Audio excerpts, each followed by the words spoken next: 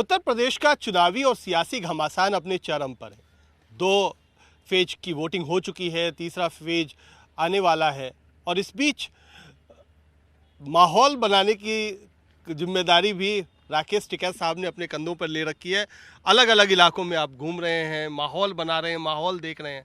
दोनों चीज़ बताइए कि एक तो माहौल कैसे बना रहे हैं और माहौल क्या देख रहे हैं। नहीं, माहौल किसका बना रहे हैं हम तो किसान आंदोलन का बना रहे हैं माहौल। भाई चुनाव तो ये आती जाती चीज है, 5 साल में एक बार आवे। चुनाव के चक्कर में नहीं पड़ना जनता को। जनता अपने आंदोलन पे भी ध्यान दे, अपनी बात पे ध्यान दे। जनता सरकारों से और अधिकारियों से क्वेश्चन करना सीख ले। अगर वो सवाल जवाब करना सीख लेंगे तो उससे काफी फर्क पड़ जाता है। तो हम तो बात बताते हैं कि हरियाणा में बिजली 15 रुपये हार्स पावर, यहाँ 175, तो 12 गुना महंगी है। एक ही विचारधारा की सरकार है। क्या यहाँ के मुख्यमंत्री कमजोर हैं क्या हरियाणा वाले से? तो ये हम बात बतावे, गन्ने के भुगतान पर बात बतावे। यहाँ पे गन्ने की ये हैं तो हमको भी डिजिटल से जोड़ दिया जाए। प्रधानमंत्री बहुत कहते हैं डिजिटल इंडिया, तो हमारे गन्ने किसानों को भी जोड़ दो। अगर गन्ने के हैं, गेहूँ को जोड़ दो, इन फसलों को जोड़ दो। हम तेल देते हैं तो कार्ड बनवा रखे, 4-5 सेकंड में पैसे खाते से साफ जा। और गन्ने का जब भुगतान आता है किसान के खाते में तो 1 साल लग जाता है आने में। तो ये लगता है कि कोई ना कोई बेईमान ना है, चीटिंग कर रहे। तो ये है, सारी जालसाजी है। अच्छा, ये बात तो आप कहेंगे कि आपका सियासत से कोई लेना देना नहीं है। चलिए, हम भी मान लिए कि आपका लेना देना नहीं है, लेकिन ये जो बात आप कह रहे हैं कि सरकार कमज़ोर है, सरकार मुख्यमंत्री कमज़ोर है, तो ये तो मुख्यमंत्री के खिलाफ ही तो आप बात कह रहे हैं ना। तो हाँ, तो इसका मतलब हरियाणा के मुख्यमंत्री के पक्ष में हम कह रहे हैं? अब वो तो आप बताएंगे। नहीं, हम तो कह रहे हैं कि 12 गुना का रेट बिजली का है। पंजाब में फ्री है, हरियाणा में 15 रुपये है, यहाँ 175 है। उसका भाई हिसाब जोड़ लो। गणित का सवाल तो अब सब आ गया सब पे। कुछ साल देश में पढ़ाई हुई तो हम गणित का सवाल सीख गए। अब फिर बच्चे जो पैदा हो रहे हैं उनको स्कूल से वंचित रखा जा रहा है। अब तो हो सके कि गणित का सवाल आने वाली पीढ़ी ना सीख पावे, लेकिन अभी तो सीख रहे। अभी तो 12 गुना का अंतर है। तो भाई मुख्यमंत्री हरियाणा वाला मजबूत है या यहाँ वाला मजबूत है? तो कौन सा इनमें आपस में कमजोर है? यहाँ 80 सीटें हैं, बड़ा प्रदेश है, वहाँ 10 सीटें हैं पार्लियामेंट की। तो मजबूत तो ये होने चाहिए, लेकिन योगी जी उनसे कमजोर लग रहे। क्यों लग रहे? ये आप बताएं, आप भी तो उत्तर प्रदेश में रहते हैं, क्यों आपका को लगता है कि आपके मुख्यमंत्री कमजोर है? अच्छा, लग तो रहे भाई, हिसाब किताब में लग रहे। तो ये लग रहे, तो ये बताओगे कि इनकी पार्टी ने क्या इनको कम अधिकार दिए क्या, या सरकारों को चलाने वाले कोई और हैं? हम भी उसी किसी और की तलाश में, हम भी जो कोई और है ना वो, उसकी तलाश में हम भी। अच्छा, तो आप तलाश कर रहे हैं। तो हाँ, ये जो उत्तर हैं। प्रदेश घूम रहे हैं, कभी आप लखीमपुर खीरी जा रहे हैं, कभी हाँ, लखनऊ जा रहे हाँ, हैं। लखनऊ जा रहे, लखीमपुर खीरी जा रहे, कानपुर जा रहे, बनारस जाएंगे, सब जगह जाएंगे, अपनी बात बताएंगे। बंद हुए स्कूल को बताएंगे, हॉस्पिटल के भ्रष्टाचार को बताएंगे, फसलों के आधे दाम को बताएंगे। और हमने कहा हमने तो कहा कि आधे रेट में फसल बेच के किसान को कहाँ वोट देनी वो दे सकता है, ये कहा हमने। तो काम ये करेंगे विरोधी का सब और कहेंगे कि सियासत से कोई मतलब नहीं। नहीं। ये विरोधी कहाँ है? अगर ये बता दिया भाई आप आधे रेट में अपनी फसल बेच कर कहीं वोट दे लेना, तो ये विरोधी का कहाँ हो गया? हम तो बात ही तो बता रहे हैं ना। नौकरियां गई, देश में युवा बेरोजगार हो रहे हैं, वो हमसे भी क्वेश्चन करते हैं। वो करते हैं जी हमारे नौकरियों का क्या होगा? धीरे धीरे प्राइवेट कंपनियां आ रही। जो लेबर के कानून थे, लेबर एक्ट में जो संशोधन करे हैं, उससे ये है कि लेबर अपने हक की लड़ाई ना लड़ सके। जो कंपनी में काम करने वाले लोग होंगे तो सस्ते में 6, 7, 8 और 9, 10 हज़ार रुपये में अब फैक्ट्री में काम करते हैं लोग, डेली बेसिस पे काम करते हैं। तो आने वाले टाइम पे यही होगा क्या देश में? अच्छा, आप हैं पश्चिम के, हाँ। पूरब तक आपने पूरा नाप ली है सड़क, अभी कुछ दिनों में अभी भी नाप रहे हैं, चुनाव भी जा रहा है पश्चिम से पूरब की तरफ, तो क्या आपको कुछ माहौल में भी अंतर दिखा रहा है, या जो पश्चिम का माहौल है वही पूरब का माहौल है? किस तरीके की बात आपको दिखाई पड़ नहीं, रही है? हम तो भाई पूरे प्रदेश में जाएंगे, प्रदेश एक हैं और पूरे देश भर में जाते हैं। हम तो पूरी दुनिया में जाते हैं, 73 देशों में संगठन हमारा काम करता है, हम तो वहाँ भी जाते हैं, नेपाल में भी जाते हैं, सब जगह जाते नहीं, हैं। हम तो पश्चिम और पूरब की तुलना तो पूछ रहे सारी हैं। जगह करें ना, हम तुलना पश्चिम और ये पूछ रहे है हैं। कि इनको वोट नहीं दे रहे और दावे ये कर रहे हैं कि जीतेंगे हम ही।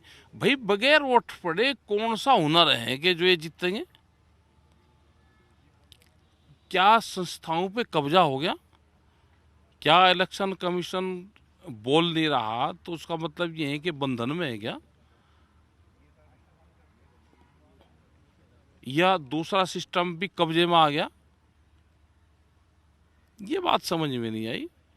क्या जैसा जिला पंचायत में हाल हुआ विधानसभा के चुनाव में भी वही होगा? क्या एक नई नींव डल रही है ये? भाई जिसकी वोट पड़ जाए, जो जीत जाए, अपना काम करो। लेकिन इतना डराने का और उसका माहौल क्या है? जेसीबी के फोटो दिखा रहे कि भाई ये है, या तो वोट दे दियो, नहीं तो ये है।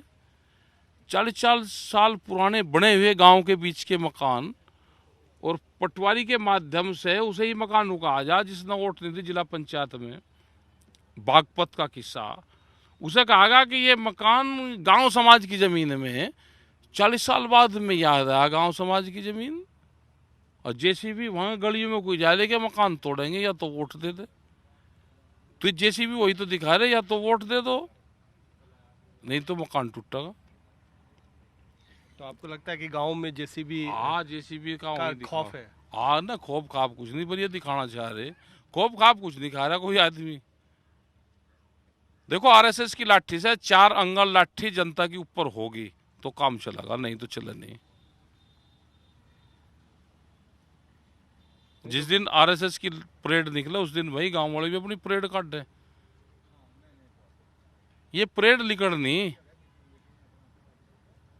आरएसएस की लाठी से 4 अंगल लाठी जनता के ऊपर होगी तो काम चलेगा देश में, नहीं तो काम नहीं चलना। तो आपके हाथ में तो कभी लाठी दिखती नहीं, ना लेकिन आप दिखी नहीं। लाठी की बात कर रहे हो। अरे बात क्या, जब ये आरएसएस वाले रखे हमने तो यही तो कहा कि इनसे 4 अंगल ऊपर रखना। लंबी लाठी से चोट आज ज्यादा थोड़ा सा फेवर ज्यादा कर जा हुआ, ज्यादा कर जा। लेकिन बात तो अभी वोट की चोट की चल रही है ना, तो आप लाठी की चोट देने में नहीं, क्यों हम कहाँ कर लाठी कर रहे, हम तो कहा कि भाई आरएसएस की लाठी से 4 अंगल लाठी जनता की बड़ी होनी चाहिए, क्योंकि जनता बड़ी है। तो जनता क्यों नहीं लाठी को नहीं रख सकती हाथ में अपने? रखेंगे तो हमें तो गांव में भी रखे हैं, सभी रखे हैं। सांप सरिंडा मिल जा, किसी को परेड करवानी पड़ जा, पाँपिट्टा खिलवाना पड़ जाए इनको किसी को, तो ये तो सारे काम करने पड़ सके भाई इनको। ये तो लोग कहेंगे कि आप भड़का रहे ना हैं। भड़कावे काम तो कहाँ भड़कावे भाई? दरवाजे के पीछे हम तो अपनी खड़ी कर रखे, चोर चपटा आ जा कोई, इन्हें बालकों को थोड़ा पता, पहले सारे बुढ़े रखे करते थे, अब राखने छोड़ दी, दरवाजे के पीछे दी खड़ी करते। इतने दरवाजे के पीछे खड़ी रही, इतने कोई घर में थोड़ा घुसा। तो वो बात बता रहे, इनको वैसे नहीं बताते। तो आपको लग रहा है कि आपके घर में घुसने की लोग कोशिश कर रहे हाँ, हैं? कर जा कोशिश भाई, कर जा कोशिश, इन्हें बताना पड़े बालक ने सबको अपने भाई घर में रखो, लाठी को राखने जा घर में, सांप सरिंडा लिकट जाओ, आ जा आ जा। अच्छा, आप तो पंचायत चुनाव की बात कर रहे थे। हाँ, आपको बात कर रहे पंचायत चुनाव में तो आप वोट नहीं डालते हैं? हैं ना, उसमें नहीं डालते हैं। नहीं डालते हैं। ना। वो अपना आपका मसला है, खाप वाला मसला है। ना, वहाँ हमारी वोट उसमें नहीं ना, नगर पंचायत में और नगर में वोट नहीं डलती उनकी, वो होती है ग्रामीण, उसमें ग्राम से चुन कर जाते हैं। लेकिन हम गांव में नहीं वोट डालते किसी किसी सोली में। हमने कभी जब से वहाँ चुनाव होते हैं नगर पंचायत के, तो हमने उसमें वोट हमारे परिवार ने किसी की नहीं डाली, क्योंकि वहाँ जो भी चुनाव लड़ते हैं वे सब परिवार के ही लोग हैं, गांव के लड़ते हैं, तो हम किसी का पक्ष नहीं बनते। वहाँ सब लोग अपने संपर्क में रहते हैं। इस बार तो वोट डाला है? हाँ, वोट डाल लिया, है? वोट डाल लिया। तो मतलब चोट आपने भी की है? चोट तो वही करनी पड़े, वोट की चोट तो क्या पता कौन कहाँ करे। वोट जो है ये कई मुद्दों पर जाती है। वोट जातिगत आधार पर भी लोग डाल रहे हैं, भाषा के आधार पर भी डालते हैं, क्षेत्रवाद के आधार पर डाल रहे हैं, कोई कैंडिडेट ठीक लग रहा है उसके आधार पर भी डाल रहे, पार्टी के आधार पर भी डाल रहे। तो ये तो कई उस पर वोट डलती है लोगों की। हम किसी को नहीं कहते, हम तो जो घर में भी साथ गए गाड़ी में ही, अब की बार भी वाइफ साथ में गई, बच्चे थे, तो हमने किसी को नहीं कहा भाई किसी को वोट कहाँ देना, जिसकी जहाँ भावना है वोट वहाँ डालो। हम तो बात बतावे, जो घर वाले गए हमने कहा भाई सिलेंडर क्या रेट हुआ, घटा बढ़ा कुछ, तो उन्होंने कहा सिलेंडर बढ़ गया, 400 रुपये का था 1000 रुपये का हो गया। आज तो मैं कहा भाई ठीक करका ये वोट देखा जो पक्की। घर वालों को भी कन्विंस करना पड़ रहा है? नहीं, हमने तो देखो जिसको जोन सी भाषा में जो चीज समझ सकता हो उसको उसी भाषा में बताना चाहिए। जब वाइफ गई बच्चे गए तो उनसे सिलेंडर की बात करी, उनसे सिलेंडर के रेट पूछे, तो उनने रेट कहा कि पहले 400 थे 1000 का आ गया, 3 सिलेंडर लगे तो महंगा हो गया। हम कहा भाई देख का देखा ये वोट अपना। अच्छा, वोट के बाद आपने कहा कि कोको ले गई वोट? हाँ, कोको ले जाओ, वोट रेंगी नहीं की सबकी वोट ले जाओ, कोको मिली नहीं किसी को, वो तो कई 100 साल से नहीं मिली। तो ये बचपन की बात आपको अचानक, अब तो आप याद आ दाढ़ी गया। भी सफेद हो गई। हाँ, दाढ़ी सफेद होगी, इन्हें तो बालकों को तो सिखाना पड़ेगा इनको, भाई वोट किसकी कौन लेकर जा रही है तो बताना पड़ेगा ना, इन्हें बालकों को बताना पड़े भाई सबको। तो जो बालक हैं जो हमारे भी कार्यक्रम को सीखेंगे सब। उनको भी जरा बता दो कोको के बारे में, बहुत लोग पूछ रहे हैं। हाँ। कि ये ठीक है साहब, ये कोको क्या बोल गए? अच्छा, अगर सवाल हमने देखे और हम ही उसका उत्तर भी बताओ तो इसका मतलब हम नकल करवा रहे क्या किसी को?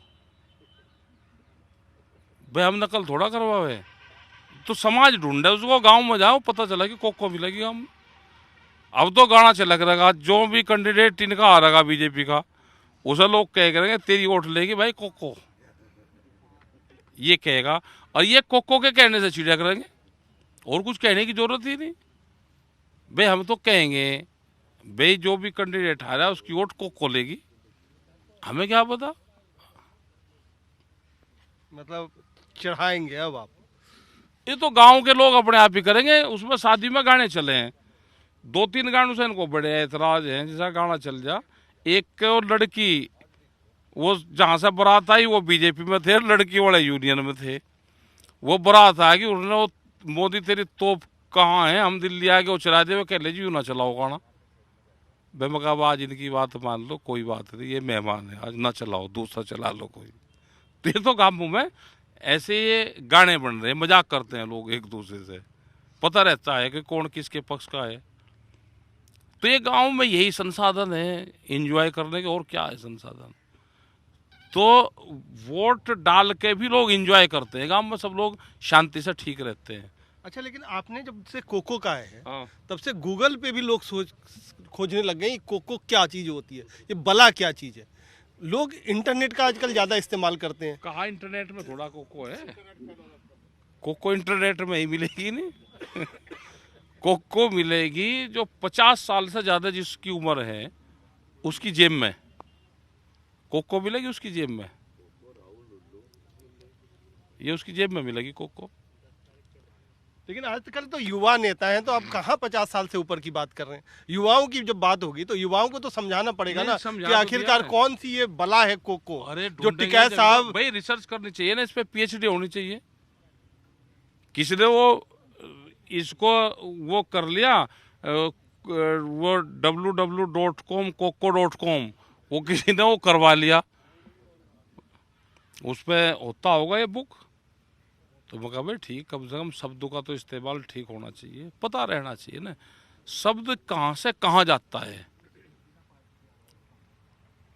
तो शब्द को से ढूंढने पड़ते हैं शब्द कि कहाँ से कहा गया। जैसे ब्राजील में हम गए तो वहाँ पे ब्राज़ील में यहाँ गिनती 1, 2, 3, वहाँ पे 1 को 2 tres, और ब्राज़ील यहाँ से करीब 14-15 हज़ार किलोमीटर दूर है। तो शब्द इसका मतलब कहीं ना कहीं से गया है। तो विदेश वाले भी कहें जो रेख जी कोको कभी कहते थे, तो बहुत शब्द हैं। आर्य शब्द आया तो अरी, यहाँ पे सब जो महिलाएं होती थी गाँव में उसको अरी कहते थे, तो वो आर्य शब्द से उसका हुआ, धीरे धीरे चेंज होते रहते हैं। तो ये शब्द नहीं मरना चाहिए कभी भी, शब्द कभी नहीं मरता। तो जब इतने सारे शब्दों की आप परिभाषा बता रहे, अरी बता दी, ब्राजील तक आप पहुंच गए, ये कोको क्यों नहीं बता रहे? ये क्या कॉपीराइट लेकर के बैठा हुआ है क्या आपने? नहीं, सबको पता है इसका, इसको गांव के लोगों को पता। भाई जब तक बच्चों का इंटरेस्ट नहीं होगा बुजुर्ग वालों से जी कोको बताओ, तो कोको के तो हर बुढ़े की जेब में रहती थी कोको, हर बुजुर्ग वाले की जेब में कोको रहती थी, और उसी से वो बालकों को भगाने का काम करता था कोको से। अगर कोको दिखा दी, उसकी पूरी परिभाषा बता दी, तो उसका महत्व खत्म हो जाएगा। और कोको का अगर महत्व खत्म हो गया तो कोको गायब हो जाएगी। तो कोको का कभी महत्व खत्म ही नहीं होगा, ना कोको कभी किसी को मिलेगी, ना उसका महत्व खत्म होगा, और ना कोको कभी किसी को दिखेगी। लेकिन वोट ले जाएगी, वोट जरूर लेकर जाएगी। ये कोई चुड़ैल है, डायन है, क्या है क्या? नहीं ले जाएगी। जब इसको बताएंगे 10 तारीख में, 10 तारीख में बताएंगे। अच्छा, लेकिन आपके पास एक बड़ी मजबूत जो है ना, हाँ, वो जो हम कहते हैं शब्दकोश है। हाँ, सब कभी आप कहते हो बक्कल तार देंगे, हाँ, कभी कहते हो गोला लाठी कर देंगे, कभी ये कोको आ जाती है, ये सब आते रहेंगे। हाँ। और भी हैं, आते रहेंगे समय समय पे, जहाँ पे जिस चीज की जरूरत हो तो वहीं उसका इस्तेमाल करना चाहिए। अब आप दूसरी चीज का इस्तेमाल कर लोगो, यहाँ पर आप कह लोगो जी ये बू तो गेहूँ रहेगी जी, नहीं धान बहुत बढ़िया होगा, तो बेवकूफ़ कहेंगे लोग। भाई गेहूँ है, इसमें पानी आएगा, इसमें गेहूँ पैदा होगा, ये गन्ना है, इसमें से चीनी पैदा होती है, गुड़ पैदा होता है। तो जो सी चीज़ जहाँ पे आएगी वहीं तो बताओगे ना आप। अच्छा, आपने 10 मार्च की बात की कि 10 मार्च को आप बहुत सारे राज भी बहुत सारे लोगों राज की वोट को ले जाएगी। तो ये जो गन्ना की मिठास है, आपने कहा कि गेहूं से गेहूं निकलेगा, धान से चावल आएगा, गन्ने से चीनी बनेगा, तो 10 मार्च को क्या निकलेगा? इनका नुकसान होगा काफी सरकार का, क्योंकि इनके कर्म ठीक नहीं, इनके कर्म ठीक नहीं। देखो, पॉलिटिकल आदमी दो चीज से काम करता है। आप उसको, पॉलिटिकल आदमी को वोट चाहिए, आप उसको वोट दे दोगे तो भी वो आपकी मदद करेगा। इन्होंने किसान की, गांव की, गरीब की मदद नहीं करी जिन्होंने इनको वोट दिया। बहुत इनको सीट दे दी, इनको बहुत काम करना चाहिए था। तो इनको एहसास होगा कि ये हमको मिली ना, ये जनता ने आपको दी थी, अब यही जनता इनसे ये छीनेगी। तो आदमी या तो वहाँ में काम करता है, भाई मुझे मिल गई मैं काम करूँगा।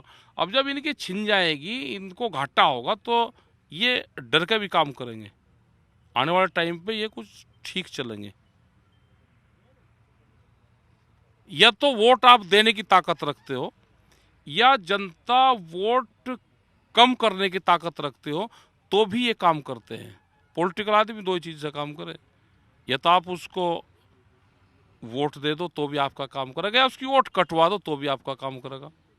तो ये जनता भाई दोनों काम करके दिखा देगी। क्योंकि रोटी जो बनती है, अगर एक तरफ से तवे पर रोटी बनाते रहो तो वह जल जाएगी, तो उसे पलटी मारनी पड़ती है। तो ये तो पलटवार करना पड़ेगा भाई, जब ये कुश्ती में भी मजा आवे। चलिए, तो पलटवार जनता करेगी, रोटी दूसरी तरफ से भी सिकेगी, क्या कुछ होगा? कोको कहाँ जाएगी? कोको किसका वोट ले जाएगी? ये सब कुछ खुलासा टिकैत साहब भी कह रहे हैं कि 10 मार्च को होगा। तो 10 मार्च को भी हम बहुत ज़्यादा वक्त नहीं है, कुछ चरण और हैं उत्तर प्रदेश चुनावों के। तब तक राकेश टिकैत साहब भी अलग अलग जगहों पर जाएंगे, वहाँ भी लोगों को समझाएंगे, जैसे घर पर ये समझाए वोट डालने से पहले कि किस चीज़ की बात होनी चाहिए। तो उन सब का जो फ़लसफ़ा है, उन सब का जो नतीजा है, वो भी 10 मार्च को आना है। तो 10 मार्च मुख्य तौर पर इस बात के लिए भी हम शायद उस दिन भी टिकैत साहब को पकड़ें कि आखिरकार खोखो कौन थी और वो वोट ले गई तो कहाँ ले गई और किसका ले गई। कैमरामैन प्रेमचंद मिश्रा के साथ कुमार कुणाल, यूपी तक।